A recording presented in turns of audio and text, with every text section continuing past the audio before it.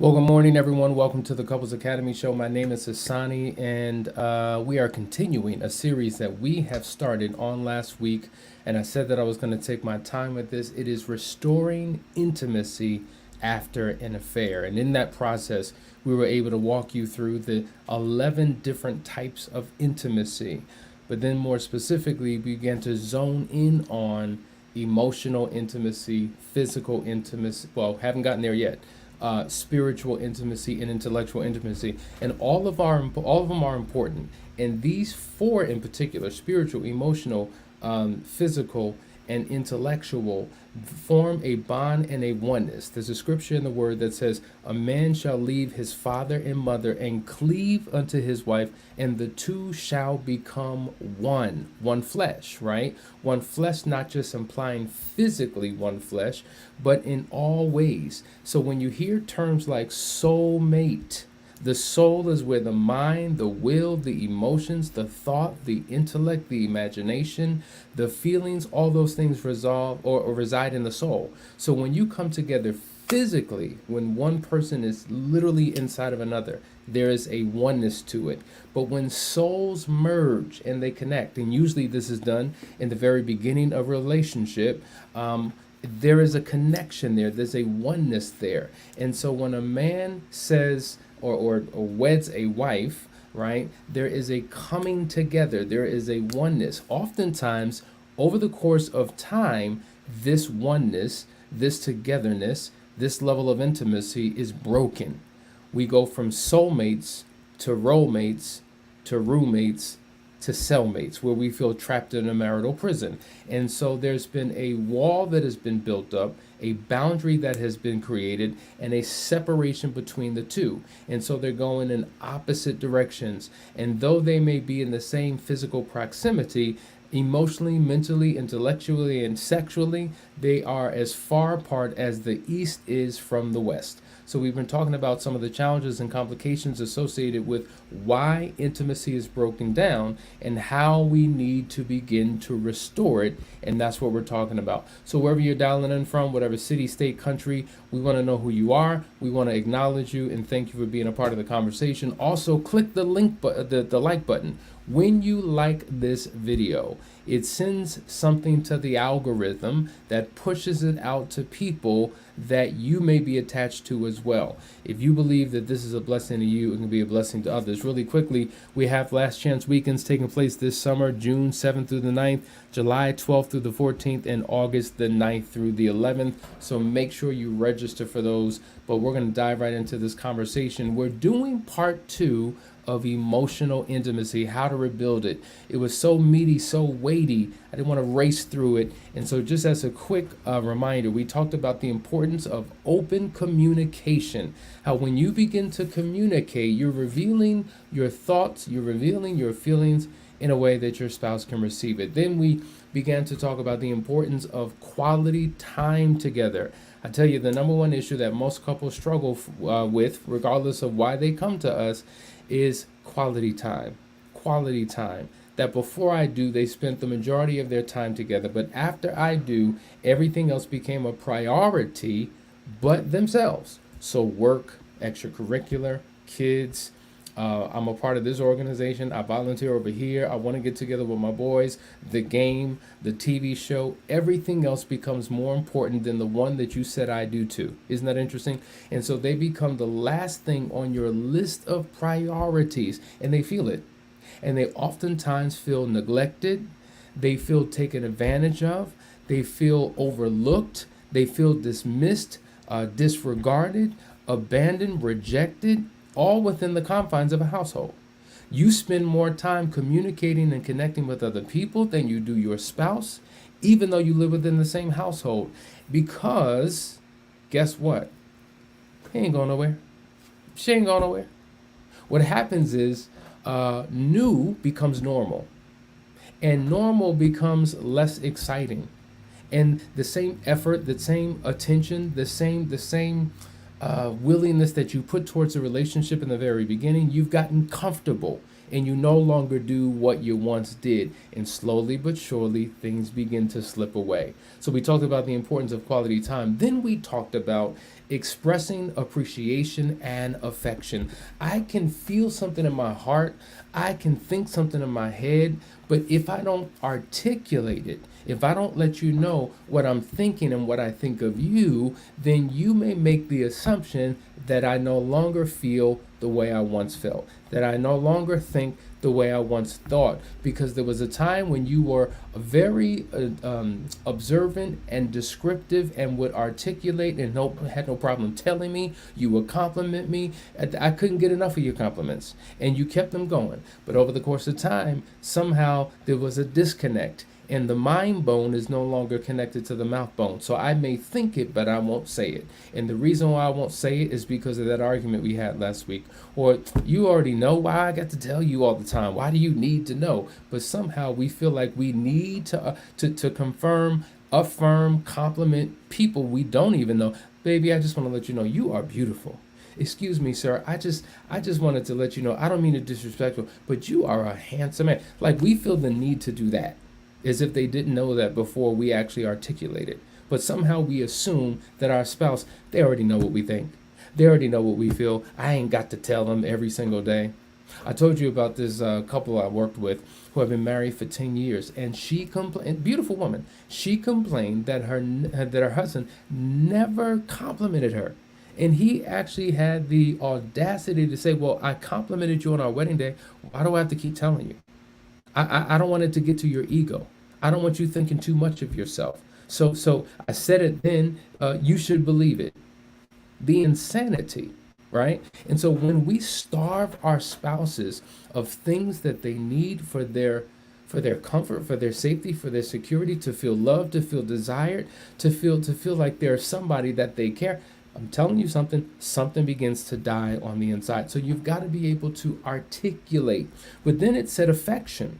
Affection is your ability to touch, your ability to show warmth, your ability to demonstrate what you are communicating. So one is articulation, then there is your demonstration. So you can articulate how much you love your spouse, but do you demonstrate how much you love your spouse? So articulation and demonstration are the keys to your intimacy breakthrough. Then we talked about the importance of being vulnerable. Being vulnerable is critically important because I begin to share what's on my heart that I may not be comfortable with, that I may not be proud of. There may be some guilt, there may be some shame, there may be some insecurity, there may be some doubts. Something's going on in me that I'm not truly confident about, but I trust you enough to be able to share my vulnerabilities about me, share my vulnerabilities about you, share my vulnerabilities about this relationship. And if I can do that in a safe space and environment without the fear of consequence and punishment, I will continue to do so. But the moment that I feel that I am now criticized and condemned and beaten up on, see, you want me to tell you the truth. You say I don't talk enough, but the moment that I begin to form my lips to share with you what's really going on the inside of me, you judge me for sure. You criticize me. You make me feel bad about myself. And so I shut down and go into my shell. Just like a turtle who sticks its head out every now and then, he puts it back in. Why? For safety. Because he fears what's happening on the outside. And oftentimes I fear my conversations with you. It's interesting. I've gotten men together. I mean, big, scrawny, masculine men. And I've asked them all the question. I said, how many of you, by show of hands, are scared of your wives? And if you, man, I tell you, the hands that went up in that room, I mean, they can face danger. They can engage in war. They can engage in some of the most scariest situations. But let's talk about relationships with their wives. They will tell you they buckle at the knees. They stumble and mumble and fumble on every word. They're not sure what to say. They're not sure what to do. They don't know how to approach for fear of your reaction, for fear of your consequence. Now, this may work the other way as well. Okay, there are many wives that are scared of their husbands, scared to open up, scared to admit, scared to articulate for fear of what he may do. So how think about a marriage where there's no safety and there's no comfort, where I'm on guard, where I'm always in defense mode, ready to fight, ready to defend, ready to protect. And that's a marriage. So when you engage in self-preservation within the confines of a relationship, it means that something is obviously wrong. Well, listen, guys, that was what we talked about in part one. We're about to step into part two, but I want to go to a quick commercial break. So stay tuned, grab your papers and pens, because we're about to go deep. Stay right there.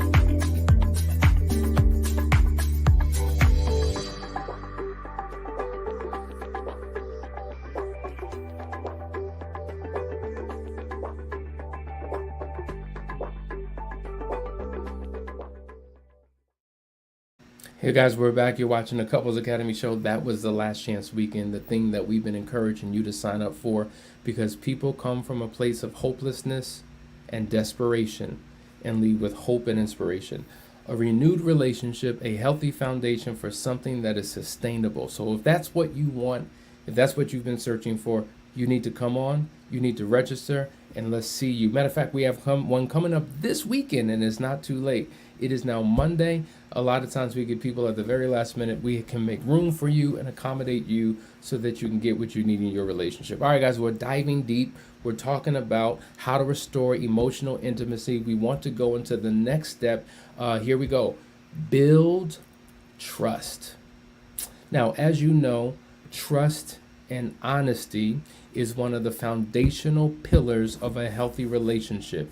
If there is no trust, then we have a shaky foundation, and I'm not sure how healthy this relationship can be. Now, we can be together. We can make a decision that we're going to be married, but guess what? There's no trust. And what that does, it begins to deteriorate the relationship within the confines of the marriage. And then all of a sudden, other things begin to take place that are not healthy for your relationship.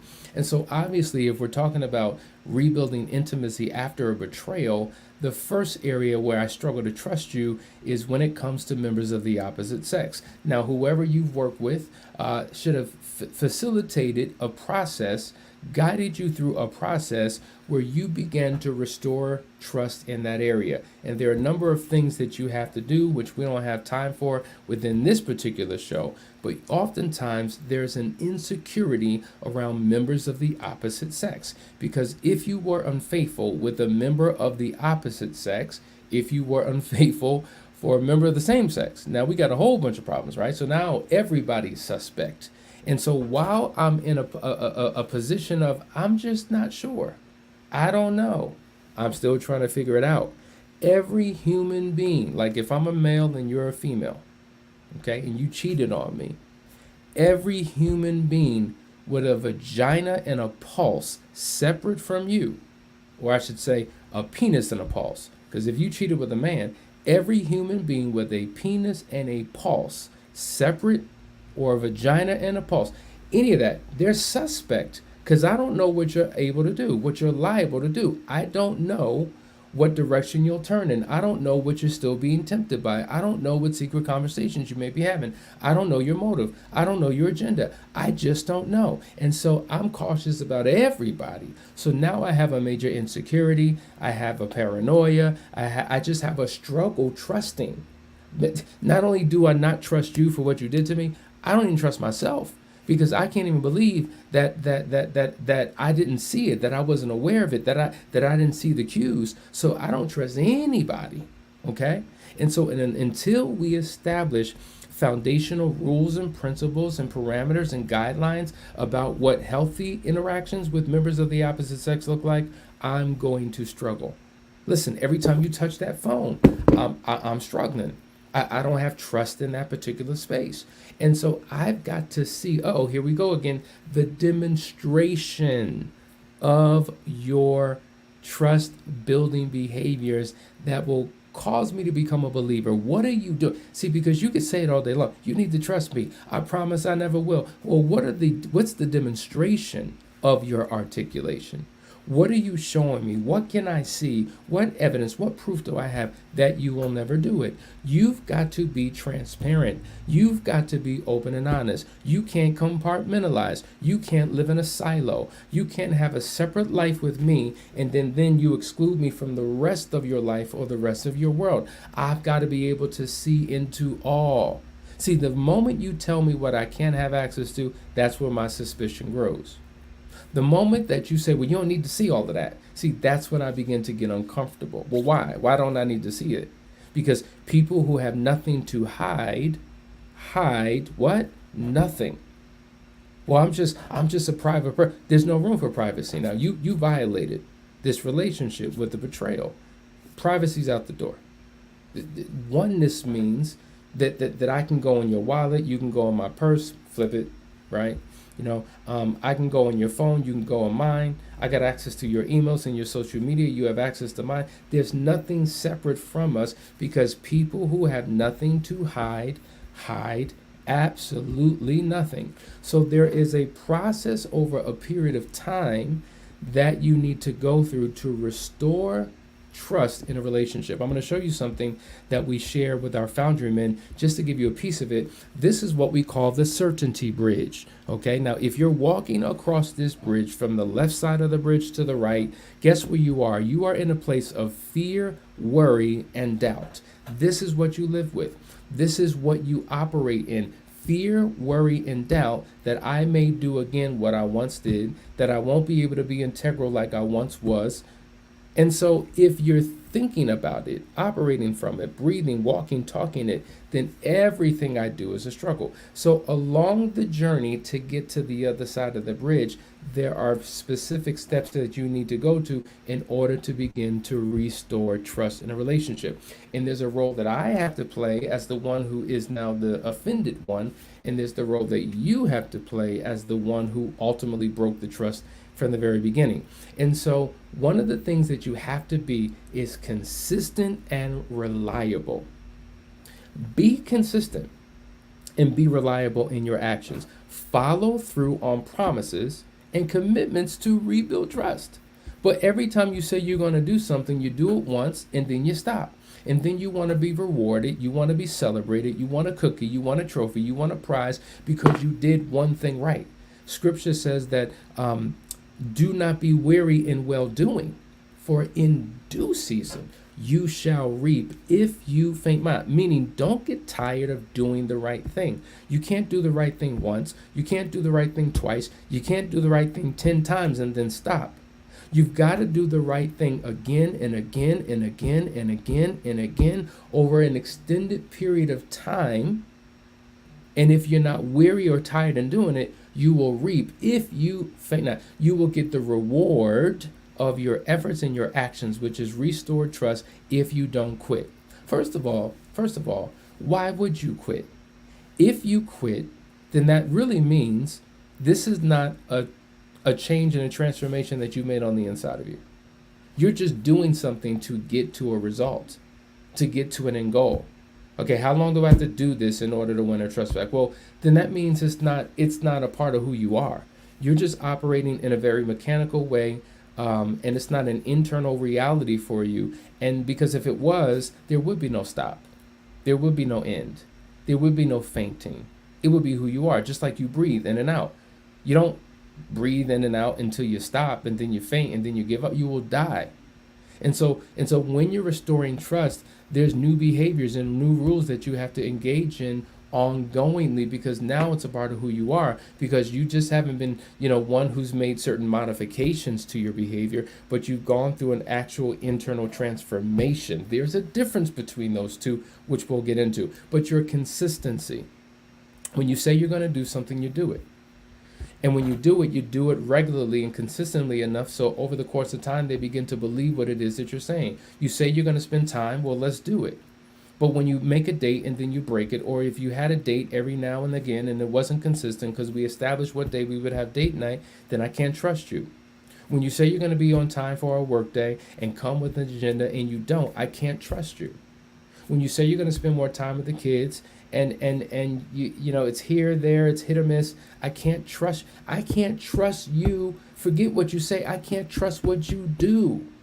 And in the process of restoring trust, I first have to look at your actions and your deeds to see whether your words are even believable. So consistency is the key to the breakthrough. But then you got to be honest.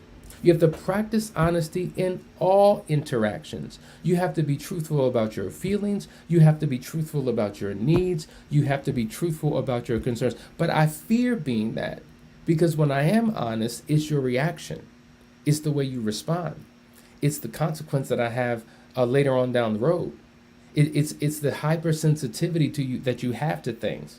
No matter what I say, I can tell you all the good about you, but if I say anything that's wrong, then you become highly offended.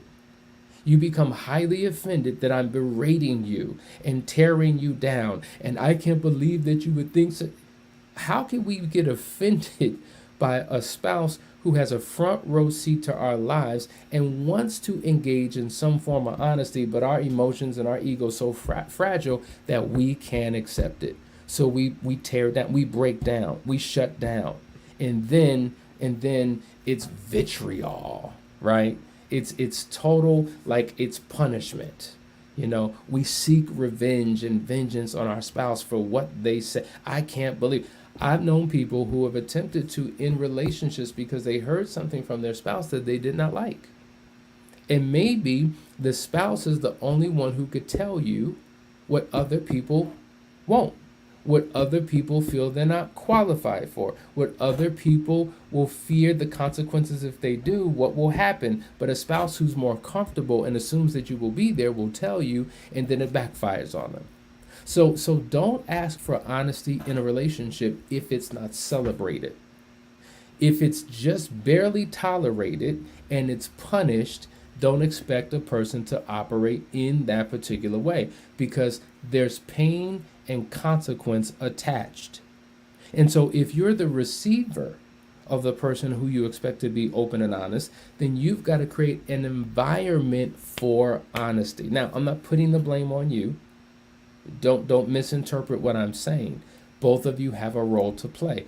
I have a role of being honest. You have a role of creating a safe environment and receiving what it is that I say. So if you don't show up right, it doesn't give me an excuse or a justification for me not to. It just makes it that much harder and more challenging.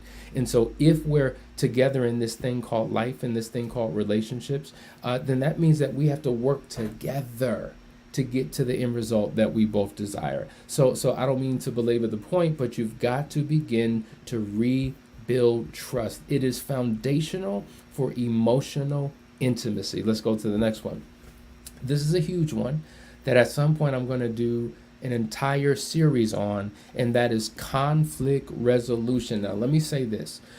Many of you take conflict resolution as an aspect or a component of overall communication, and you throw it in a lump, and you miss the richness that you can get from conflict resolution. You assume that it's just about the way we communicate, and in part, while it is, it requires a whole lot more than your ability to articulate words. So we're just going to give you a snippet But conflict resolution is when you can address issues calmly. Did you hear what I said? Calmly. So when conflict arises, because it's not a matter of if it comes, but when it comes. And I think that's the first mindset shift that we have to make. It's not a matter of, if my spouse hurts or harms me, but when, right? Because it's going to happen. Because as long as two people are living together long enough, I may say something that may offend you. I may forget to do something that was important. I may, in the midst of an argument, not operating in my best self, say something that pisses you off. So it's not a matter of if, but a matter of when. It's not a matter of if we face a conflict, but when we face a conflict. And if most of you are committed to avoiding conflict, then that means that you're going to sabotage your relationship. There is no avoiding it, because avoiding conflict means avoiding issues. And now what it leads to, unaddressed issues, they become unresolved issues, then they become major disappointments, and then you have a whole bunch of past disappointments that are now getting in the way and getting in the midst of your ability to operate as a healthy couple. And so it does not work. So it's not if you experience conflict, but when. But when conflict arises, you have to learn how to address the conflict calmly and constructively. Focusing on finding solutions rather than assigning blame. Now, most of you, when you deal with any type of conflict, you have your master's and your PhD in the problem. Oh, you know what the problem is, and you could talk about it at length. And if I didn't pull you back and shut you down and give you a framework for what a workday looks like, which should only be an hour, some of you will go on for 8, 9, 10, 12 hours, several days, several weeks, talking about the problem. And it becomes exhausting and it becomes tiring. And interestingly enough, most of you have a PhD in the problem and barely have your GHD in a solution. And it's interesting. You can strip it down, break it down, cover it from every single angle. But if I say, well, what's the solve? I don't know. Well, wouldn't it make sense to put more time, energy, and effort into the solve than into the problem? And if you put your time, energy, and effort into the solve, wouldn't it be able to quickly not only address that particular concern, that issue, that conflict, but can give you a foundation for how to address future ones? And so we've gotten to the point where we argue and fuss and fight so much. We've agreed to disagree. We don't leave an alignment. We don't leave convincing our spouse of anything. Matter of fact, the more we yell, fuss, fight, and aggressive we are, we push them in a completely opposite direction that we want them to be in. And now you become two adversarial individuals in a marriage. There's no connection. There's no cohesiveness. There's no agreeing to agree. There's none of that. You are just two beaten up, broken down soldiers on a battlefield, waging war at each other, not realizing that the enemy is waging war against the two of you and winning. So you have to learn how to manage your emotions and calm down. Calm down. Why? Calm down. Why you all swole up in the chest? Why you raising your voice like that? Calm down. And let's be constructive, not destructive. Think about it. I talk about the law of accumulation. Okay? What is the law of accumulation? It says this.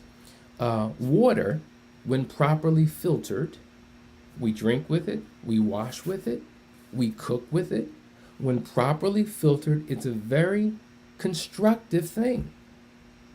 But it can amass to such a degree that it can become highly destructive. It can rip a house off of the foundation and have it floating down the street. We've seen this.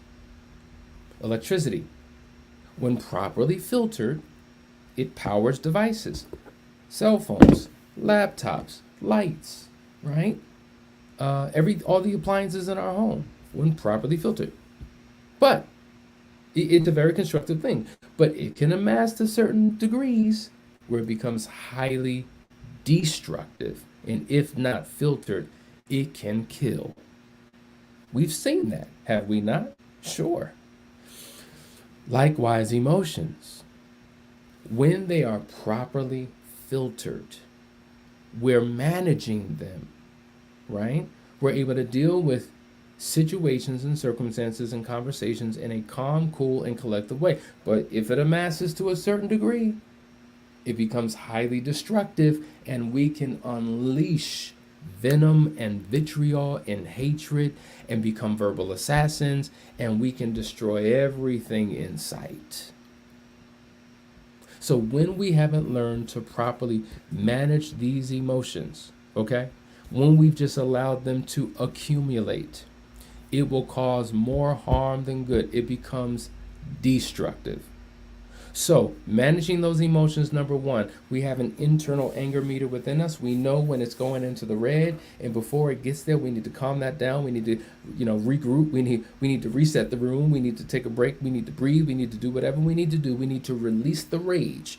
I've taught you about that. There's an activity called releasing the rage. When you do that and you get back to your normal self, then you can re-engage in this conversation and focus on solution-oriented conversations. Now, for those of you who are in the Moving Forward program, you know what tool we use to bring about resolution in your marriage. No matter what the issue is, no matter what the problem is, there is a key tool that will allow you to experience a high level of breakthrough. When you use that tool, you win. But in addition to the conflict, maintaining your emotions and being solution oriented, oftentimes in the midst of the conflict, people's feelings are hurt. Things are said, things are done, which create issues between the couple. And you both have to learn the language of apologizing and forgiving. Being willing to apologize when you're wrong and forgiving your spouse for their mistakes or their errors and not holding any type of grudges that can erode your emotional intimacy will allow you to come back and to connect in the way that you've struggled for a long time. The problem with it is many of you are operating in bitterness, in resentment. Your heart has been hardened. It's become callous to your spouse. You've become dismissive. You don't have any interest or desire to connect in any particular way. At one point, you had so much hatred, just the look of just looking at your spouse, just being in their presence, just smelling their scent, just watching the way they chew their food, like anything could turn you off. But then it gets worse. You know what worse looks like? When nothing they do affects you. Nothing they say has any impact. Nothing they do, you're like, whatever. Like you are so disconnected that you've gone numb and you can't even feel. Now that's, what do they call that? Neuropathy? Think about a person who's physically sick and they have neuropathy. I hope I'm using the correct term, but they can't feel now any pain in certain parts of their body because the disease has set in. And so you used to piss me off. You used to enrage me and infuriate me, but now I have relational or emotional neuropathy. That's how bad things have gone. If we're fussing and fighting and arguing, I'll take that all day long because at least I know that you still care. But no matter what I do, if it has no effect, we are in the danger zone. We are in the danger zone. And this is why we're doing this particular series on how to what? Restore emotional intimacy. Oh my God, I wish I had more time. Listen, I can't speak on this. Listen, I could spend an entire week or two just on emotional intimacy, but we're almost there. We're almost there. We will cover the next two on tomorrow. But in the meantime, what I want you to do, I want you to really consider having a conversation with your spouse about restoring emotional intimacy in a different way. Rather than you trying to communicate and articulate what you're thinking and feeling, allow the video to do it for you. Let me speak on your behalf. Because guess what? If your spouse is going to be mad anyway, let them be mad at me, not at you. I'm just speaking. Now, I don't know you. I don't live with you. I don't know your situation, but I guarantee that I'm articulating what's on your heart and on your mind and what you've been struggling with in this relationship. And if so, sit down, watch this video with your spouse and then start talking about what you can begin to do to turn things around. It is not something you can do on your own. So why do you keep trying? You've attempted and you have failed. But failing doesn't make you a failure. Listen, in failure, as Erykah Badu said, in every experience, there's a lesson to be learned. Are you going to continue to fail the test? See, in school, you're given a test. No, in school, you're given a lesson, then you're expected to pass a test. But in life, you're given a test, and then you're expected to learn the lesson. Are you learning any lessons yet? Are you learning that this is beyond your pay grade, that this is beyond your expertise, that this is beyond your ability to get it done on your own? So why do you stay limited into the confines of your own choices? Break out of that box. Do something different. Pick up the phone today. Reach out to us. Set up a discovery call. Let us be a part of your journey so that we can help turn things completely around. I hope that you got something from today's conversation. I promise we will end tomorrow with part 3 of how to restore emotional intimacy. Love you guys. See you tomorrow.